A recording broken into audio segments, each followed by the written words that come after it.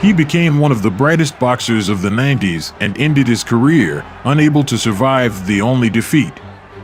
Today we will talk about the legendary fight that buried the career of Prince Naseem Hamed, and we will reveal all the details of the famous fight against Marco Antonio Barrera, one of the best fights of 2001. When featherweight Naseem entered the British ring in 1992, many at first mistook him for a funny and incredibly talented jerk. But very soon they had to change their minds. This Yemeni Arab from Sheffield immediately managed to stand out from the crowd, which was not so easy in a country that was experiencing a boxing boom. By the time of 2001, the famous Prince Naseem Hamed had collected all possible featherweight titles. He held the WBC, IBF, WBO belts, and the Ring magazine title, which was rapidly gaining popularity among the mainstream versions. The situation was overshadowed by the separation of Naseem from his longtime mentor Brendan Ingle. Hamed began to work with the famous Emmanuel Stewart. But a bright tandem coach-student did not work out. Hamed was his own boss. He listened only to Ingle.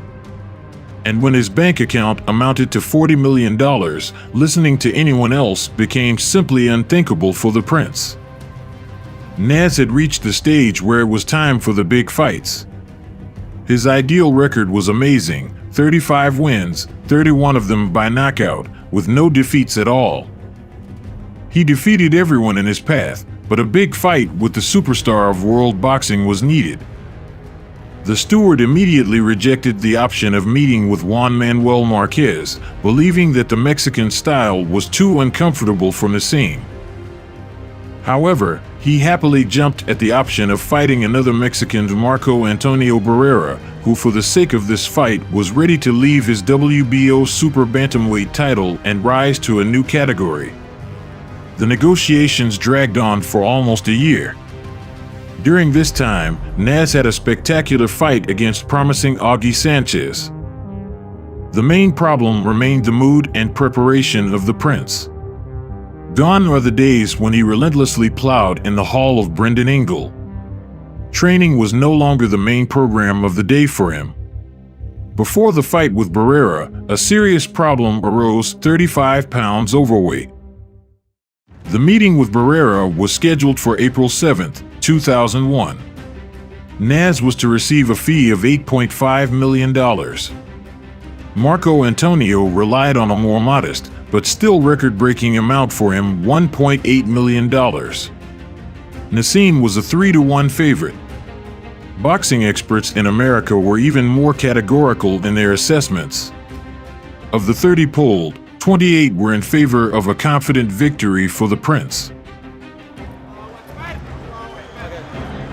Naseem's colorful exit was overshadowed by a devastating first round.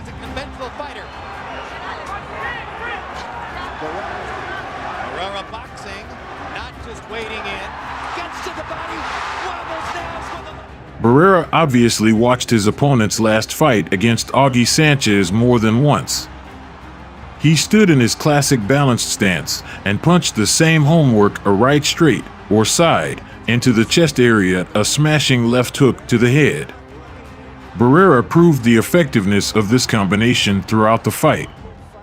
The logic is simple. The first blow to the chest area fettered the strongest left hand of the prince, which allowed him to freely break through the left hook. By delivering this series of blows and treating Naseem with several accurate jabs, the Mexican took the first round. However, shaking Naz is only half the battle. In the second round, Naseem went ahead, but again ran into Barrera's signature combination.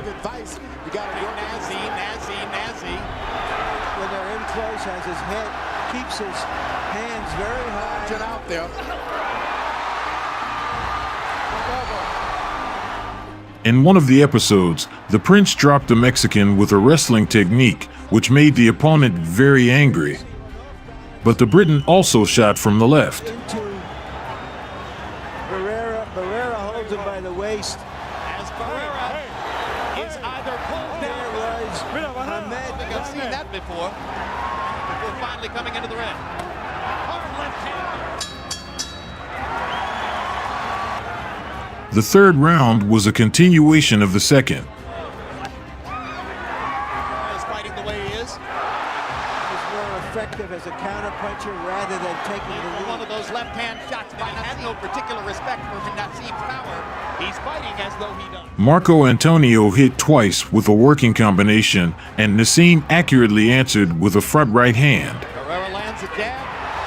Enormous reflexes, and he's getting Close. A right hand, then followed by a left to the right. So far, In the fourth segment, the Mexican again managed to shake the enemy with his left hook and take the round. Big left hand by Barrera inside. Stuns. very composed Barrera. That was a headbutt there. All right, seconds up. He hasn't got in one position yet. Ooh. However, in the fifth round, the pattern completely changed. The tactical game began at a distance. Stronger nerves were at Barrera. Has been unsuccessful so far. He hit twice with his signature combination. Having received a thrashing from the steward during the break, Naseem changed his stance. He got right-handed and acted very successfully, winning the sixth round. In the southpaw position to stay away from that jab. Barrera continues to pile up points. That's why he is Barrera. 57, 3 rounds apiece. But Marco Antonio, what Barrera is doing, he's pacing himself. Clowning with a clown. Up the pace with his jab, showing it more frequently, landing it more. He gets square in the middle yet, but he's starting to pick up the power. He's informed him that round. As stalking and trying to land that left crush. Punches around right here. Still, the Briton could not turn the tide of the battle, spoiled the impression of the local public, which mercilessly shouted at every blow Barrera, creating a false impression of his advantage. It wasn't. But even Naseem could not do anything with the collected and psychologically prepared counterpart. Everything was evenly divided until the 11th round. Moreover, the 10th round of the Prince took his asset. Marco Antonio Barrera. He's thrown the left hand, but he hasn't thrown anything with Get it. it done here. There's a big left hand. Barrera covering up. The combinations have been thrown by. In the 11th round, Barrera activated.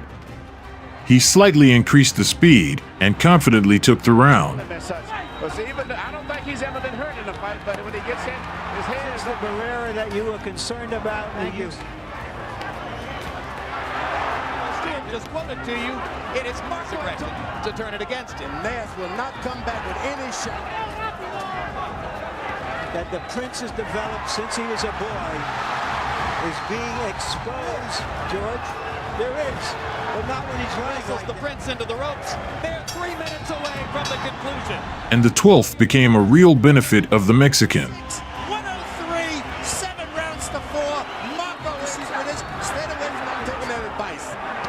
He's going for it. He's back. He made the opponent miss. Barrera punched accurately, but completely spoiled the impression with a police wrestling technique, grabbing Naseem's hand and hitting his opponent on the ring post. Joe Cortez, quite rightly, deducted 1 point from him. But even this did not save Naseem. He lost the fight. Lost tactically. He himself understood this. All three judges ruled in favor of Barrera, 116 to 111, 115 to 112 twice. There was no defeat, about which the haters of Naseem are so fond of trumpeting. Here was not even close. The possibility of rematch was spelled out in the contract. The desire was expressed by Naseem himself, explaining the unsuccessful performance by an injury to both hands. But the boxing world was never destined to see the second fight of two great boxers. Naseem had only one more fight against a rather average Spaniard, Manuel Calvo. He ended his career at the age of 28. He didn't break. Naseem started too early, and his early retirement had nothing to do with the loss to Barrera. This was noted by the British champion himself. The time has come. He couldn't train as hard as he did in his younger days and made the right decision. Marco Antonio performed for a very long time. Ahead were victories over Eric Morales and Johnny Tapia and a crushing defeat from Manny Pacquiao. In 2001, Barrera did his job. That night in Las Vegas, he was slightly better than Prince and deserved to win.